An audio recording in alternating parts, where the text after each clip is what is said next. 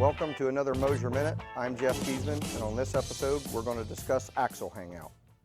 As you can see in front of me, we have a large selection of different style housing ends. Each one of these housing ends has its own unique hangout, which will determine your brake gap.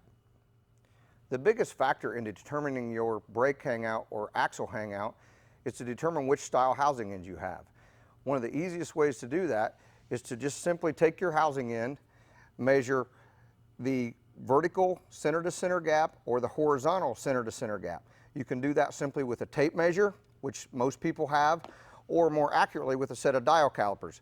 Now, if you don't have a set of dial calipers, there are pretty common bearing sizes that can be determined from just a tape measure reading. Often we can determine the axle hangout based on the housing end type. In cases where we can't, we will need you to provide us with the B dimension. It's important to note when placing an order that the B dimension is not dimensionally the same as the axle hangout. The B dimension is the distance from the outside of the axle flange to the bearing stop. This is not dimensionally the same as your axle hangout. To help explain the difference between axle hangout and the B dimension on our axle order sheet, we have this example. The actual axle hangout is where it's measured from the outside of the axle flange to the outside of the housing end.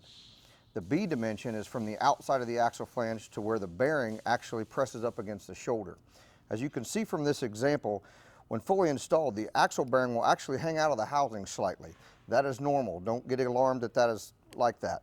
The reason being is if you're running a disc brake setup, most disc brake setup have a caliper mount that has a recess, which then when installed, lets the caliper mount fit flush against the housing end. And then if you happen to have your caliper mount installed, you can actually measure your hangout by hooking a tape measure and measuring to the outside of the axle flange. I hope this segment of Moser Minute has helped explain the difference between B dimension on an axle and actual axle hangout.